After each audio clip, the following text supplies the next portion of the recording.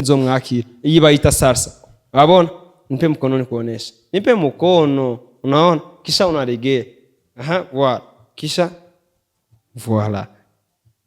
Aha, anyu tuzunguruka. Ukikuya mbele unazunguka. Sawa? Leta maiko sasa unitie hapa, tie mkono hapa. Niwa ufundisha rega jenga anya ndi AKES. Ndi AKES, turi kumwe na SAUDA. Ifo mnampokea akabona kuri charmante. Ushitse haja imbere y'abantu sha. Umva ndakubwire sawa. Ivyo bintu vy'imigenzo biri traditionnel. Bon, novuga ko biri archaïque, ni bintu vya kera twamaze kwishiramo. Ifo ku manifeste umunezero ufise. Uko mube nkaba ntare twarahaririye muri biro aho akagira ka invitation mpara yarahaririye muri biro aravuga yuko bitazoba ushaka unataho wape kinywa arabonye ikiganiro acavuga ko atari ivyo kugira ko bitazoba yo naramutumiye azohishikire ntare asema ngo atakunya vara kabutura ngo hayiko sire kama bitaku atajiju atayibika mu watu yepe oya gusa ntitwibagiye gasashe ko gutamba Mafranga. Voilà. Shika hapa kuboko rero.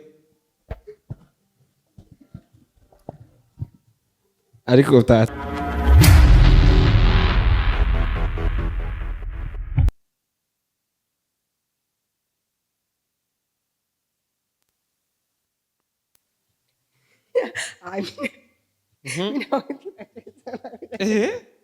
Uko asia haya ndio utafaa kesho. Sikia unampatia mkono wa kuume. Unatia hapa juu. Hapa. Sikia jipange bien. Unaona? Subiri, mimi niko AKES. Mimi njo AKES. Wewe SAUDA. Sawa.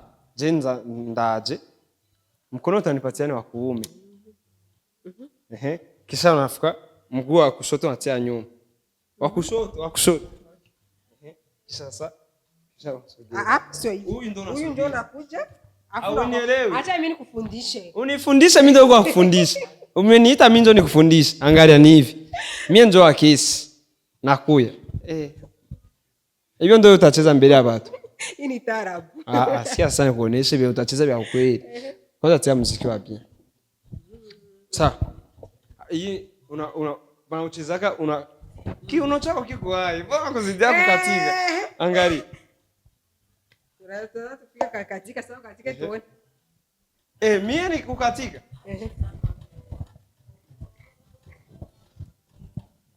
Katika sasa tuone. Mimi wangu kuonesha ya kucheza. Katika. Twende. Hata mimi ndiye kwanza sentire tu ndo utaniona bien. Twende. Tuko mbele ya kamera. Sasa kesho patakuwa pa kamera kama 1000 sasa. Kesho patakuwa kamera kama 1000 pale mbele. Unadhani AKES? Nitacheza mu watu. Haucheza mu watu Joani, utampokea.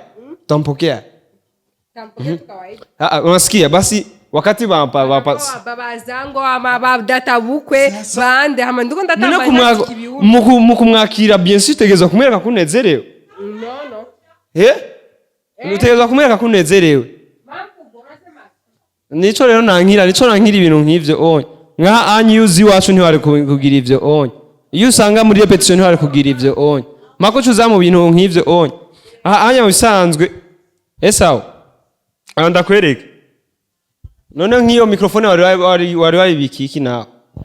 None kwa tukabana. None basi bobo menga raba rero. Apana nyimbo za tarabu. Kwanza hindura umuziki. Hindura umuziki kwanza. Shiramwe madam. Ndakwereka umuziki. Hakuze jewe singira. Sinzotamba imbere ya mabukwe. Oya urabona ivyo uri kurishiramwe ngo ntuzotamba, uzosanga watambye kubera ko uzo uri kumwe na AKES mukumwakiraho nyetegezwa kumwereka umunezero. Sivyo bobo. Ivyo mu ndero y'ikirundi urabibona. Bagira. Ibyo ni byabiri mani sasa. Je nico ndakwanga none wampamagariye iki kwanza?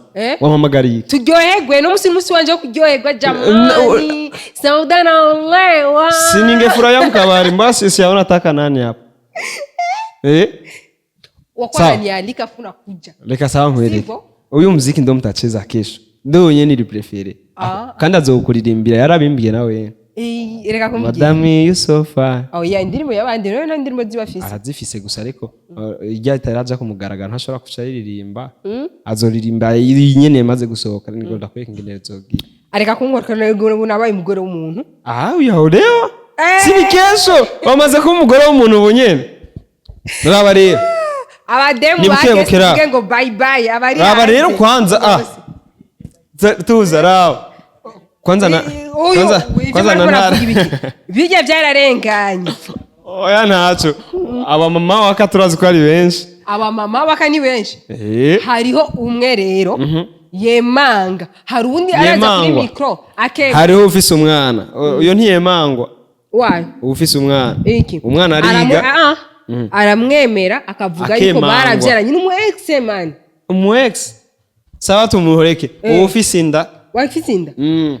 ico twarakivuze n'imbere y'abakunzi wa Kanoti kwanza nije ratumye ndanabivuga kwanza ndabishira nahagaragara urumva narabishize ahagaragara kandi je kubwanje ntaco nomuhora kuko bari basanzwe bagizene amufite inda aja gukunda naje amufite inda ariko mu hagati y'urukundo rwawo Sauda iganda ingene ndayibona sio tumbo kuboya kusema eti ngo aribebaga ava mu yapendana ahubwo we yakurondeye aheruka kuyitera none numva ko yiteye tutari kumwe cyangwa usange yayiteye buca kurondera jewe oya cyangwa usange na wewe ndoka mchezi sikeni kwambia kitu kimoja kuzen akitaka awe mezana wanawake umuntu wese afise kahise kiwe nawe yakwako yenye uko nayo haki ya juu umuntu wese afise kahise kiwe gusa ntuzovumbure kimwe gusa ntuzomvumbure umuntu wese afise kahise we na bosi wawe usanga afise 10 ari nyuma utazi hariho nundi aheruka kuvuka twamenye iryari nyene ko avutse afise umwana w'uruyoya afwo aheruka kutizama vizuri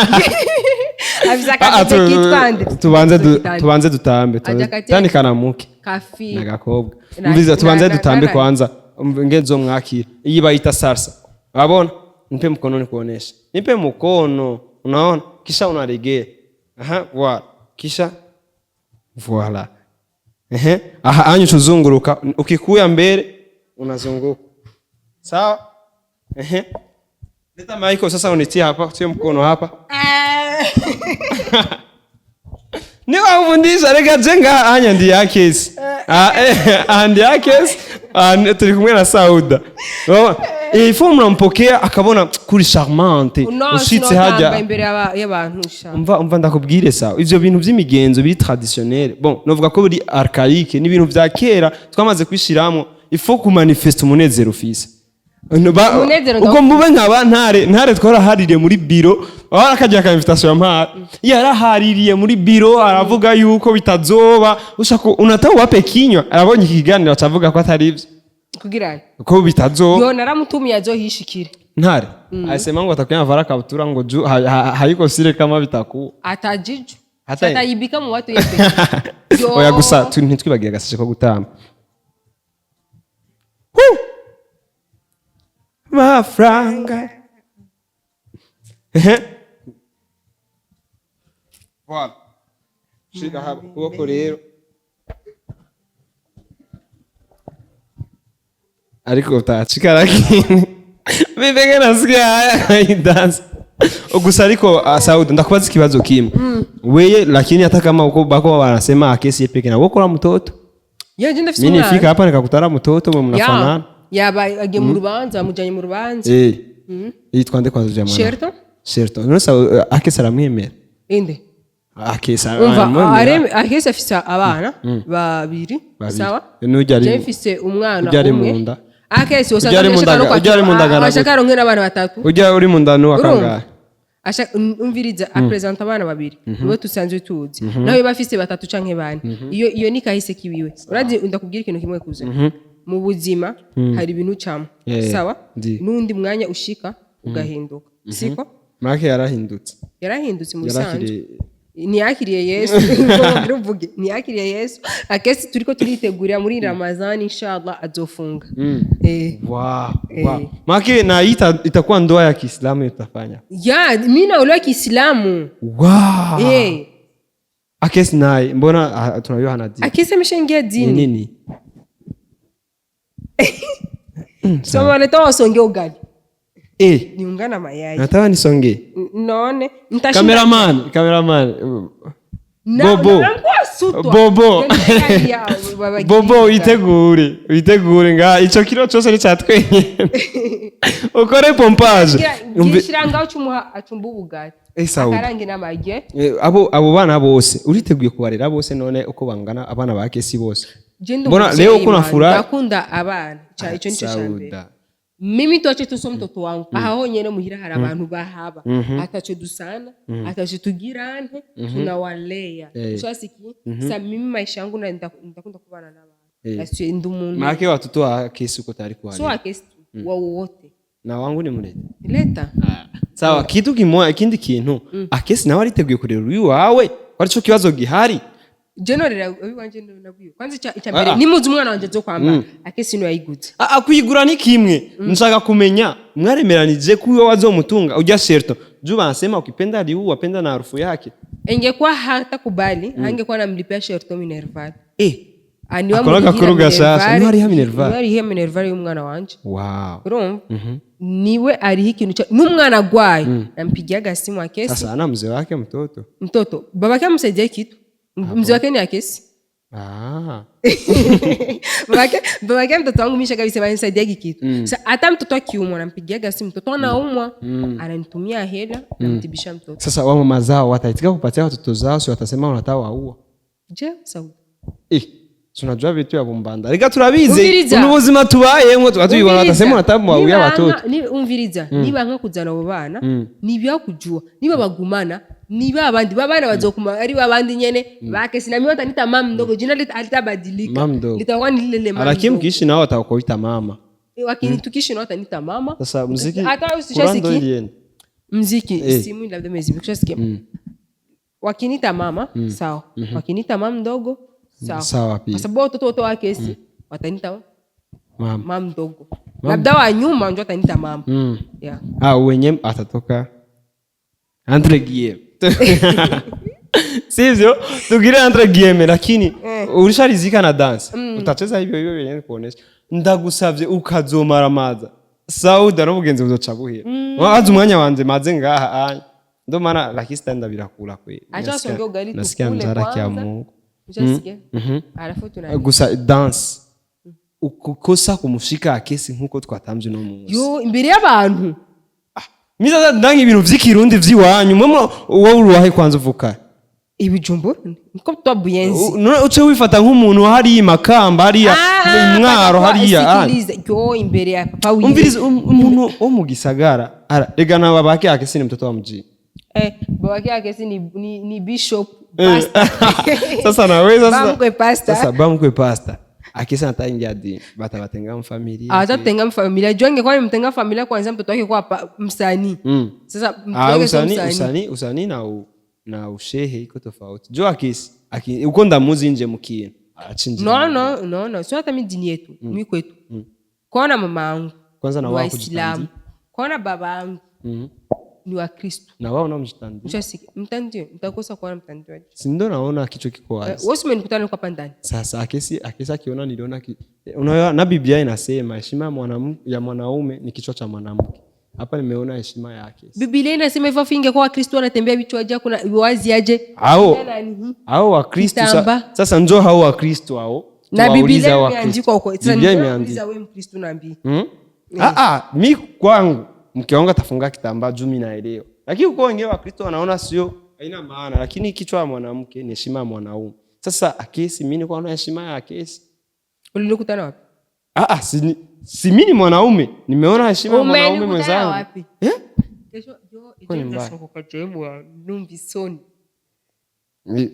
ahubwo nyene ndakubaza mama wawe kwanza bifasha gute byejo ariteguye urubanza familia byitegura neza byavure ngira urakora bibona mu wanje mukuru ko ari ngaha ndabibona bariko barateka nivyo wanataka wakuje tusaidizane kuchagua mamichele sawa wewe sasa unajiandalia kesho aoni kama patakuya moto hapo uwani moto gani bari batakuya hapo babi gani jena narovise urusaku yuko batumiye abantu batandukanye none ntiwumva ko hari igihe byozana induru nyabaki ni mume wa watu akisa mshawa ashawa nuwahe mugore amaze kuza kuzana imbere ya kamera kana present ubwo je SAUDA sinzi chance efise akisa za present imbere ya kamera sawa kumbure tuvyita uko ko ari chance ariko umenye ko afise be n'abandi bagore kuva nkundana na AKES nta muntu numwe w'umukobwa arigera nyandikirana message ambwira ngo kiretse ego abandi hanze baranyandikira ariko mubo bavyaranye hakuna ata wote wanajua SAUDA na AKES wanafanya nini tuambie kwanza pare wako ni nani pare wako pare wangu pare wa AKES pare wanyu basi sinzi mtsinda muvuga mukabona AKES bayatubwire nyimba atari banga basi marene wawe ni jewe ni sister wanje yitwa nde tumuboneje bayatubwira akazi ntabwo ari umuntu wo ku media sawa tubwire umupare basi wa AKES mzomuboneje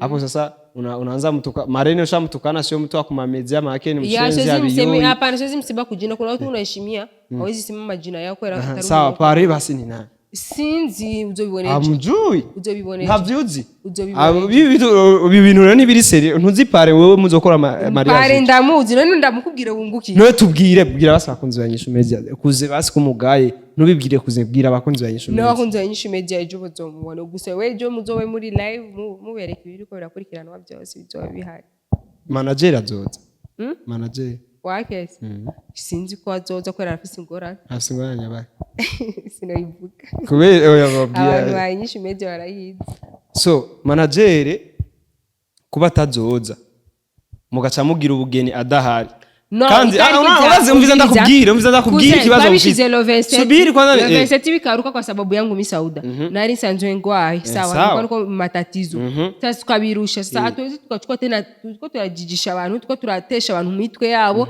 tuko turagira ibintu tushobora gusimbisha urubanza kandi incurigira sawa urumva ikibazo gihari mimi nafuka kwa na mashaka AKES yavuze yuko twebwe ari twe twobibazwa ivya X-ray ahubwo vyo bazwa mwebwe ama mwendo muri muto wakafaraje umufanye na niye mariage ye binawezekana ju mwafanya arasaze niho muce mugira urubanza muko munaca bitu ya Yves ariko sindiko ubwo nasaraga akire neza kutu present ujya mwana asare aheze kusara aje kutubwira ujya mwana nyumva bose barabizi bakunzi ba INYISHU media ngira ngo murumva ko umuryango wa AKES DON na SAUDA ari uri nyuma y'ibintu bya AKES na manager wake Lega, isa seriva kwa Sisiria, naramara amezi 3. Kangine ka bebe njwaka. Kanazariwa. Ngango arabonye ikiganiro twaragize ikibazo.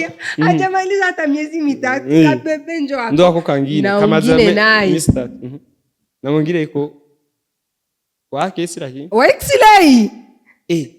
Bosi wako. Afisini. Ni wa afisini da chance. Inde. Chance. Si chance? Nini? Mtoto simseme uongo. Tuambie mwingine basi. Si ndio nakwambia?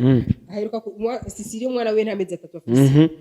Harajo undi. Acha bebe kamazi misine nibatani. Misine ine. Imisine. Hapo na nyingine mimba iko inakuja. Yaani wako mashindishano ya yeye na AKES. Umbiliza so bakunzi ba INYISHU media reka ndangize ikiganiro naho oyacha heze umuziki hakiri kare. SAUDA nakuomba usinaibishe kesho. Uyu mwanya wanje ntaenzo regret. Ejo nzoba niyambara ikanzu nicaye nyuma. Uzoba ariko ikanzu? Rega si mu wakristo tunatikwa kuva kanzu. Mu wakristo bireme ko twambara ikanzu. Rega ndava koti na kanzu. Ndava kanzu kishana tia koti juu. Kujya bara nereke abakunzi wa INYISHU media ifoto turi kuri leta civil na AKES. Nanyereka ndayibonera. Nanje ndayibonera ahubwo no kuri. Irimwo ngaho nyene. Irimwo. Twereka ahubwo nanje ndayiboneraho. Ukwibonera? Ndayiboneraho. Ate nawe yukirundi we SAUDA. Hapana sio drone. We nta kirundi uzi. Ikirundi amajindo ndavuga niki. Ngo iki bavuga iki. Bavuga iki. Hapana iki. Sasa mapire anaisha. Agachane kuangalia mimi kwa mapire hapa. Tuone mapire unatumikisha ni kwa azia. Urumva biranse ko ndabereka amafoto ya leta civil. Ama hakuna. Semesha kweli. Hakuna. No. Semesha kweli tu. Abo sina nao. Mapire. No kubwira ikintu kidahari. Urake nani ndo turania tumazo kwete basi mapire. Biranse.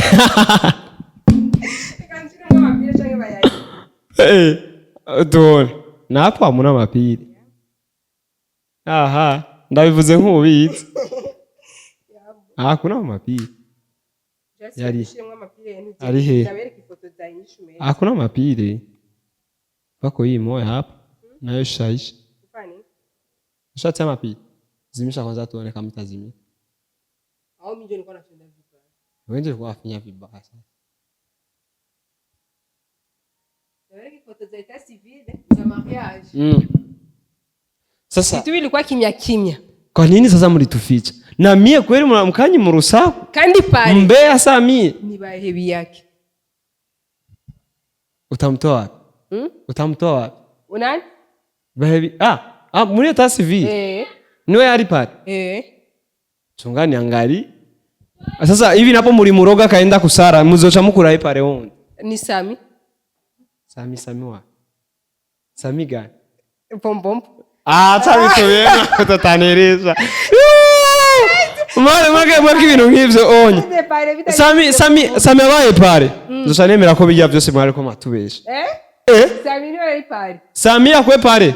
Acha bitubiye n'ukutari muko munacha black. Ivi munaroga bahebi yake kubera ko muzi ivyo muri ko murategura na Sami.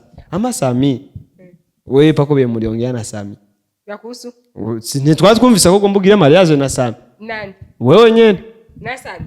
Arega haja kuri foto ni hajya cyari kuri video. Sami ikora ngine mwanamke. Yaramaze gupresent undi musheri. Atari Prince yako numva ariko amudraga na Prince. Akadraga Prince wa. Prince yakoze muri INYISHU ntawuzi. Prince yamwaramwirukanye canke no yaroze bahe.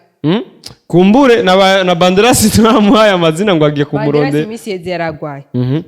Prince Xley yarasaze. Boneka yuko uwamuroze ari inde. Prince abako aroga. Acha batumikiye kwa ile familia. Wazi ivyo bari bakoreye nta. Tuneshe izo picha. Amurindira ifoto. Neza. Ifoto zibiri muri TV. Ganiro cyahetse. Oya SAUDA no kuri oya nishohera uko onya bazi twereka izo foto. Wazimishe microphone oya. Oya iracaka. Tuneshe izo picha. Tiapo ku image ndoko ya kwa mapicha. Sasa mapicha ulizitia wapi? Amurindira ifoto. None wako kamera ishakije n'ama microphone. Iganiro cyaheze. Ikiganiro nicohera uko no kuri kwima. Ni prison break tu. Mana yanjye.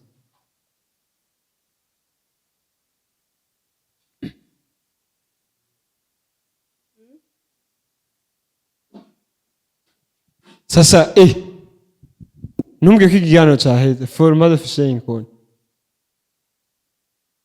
Ikiganiro cyaheze sawa. Muzitira muziki.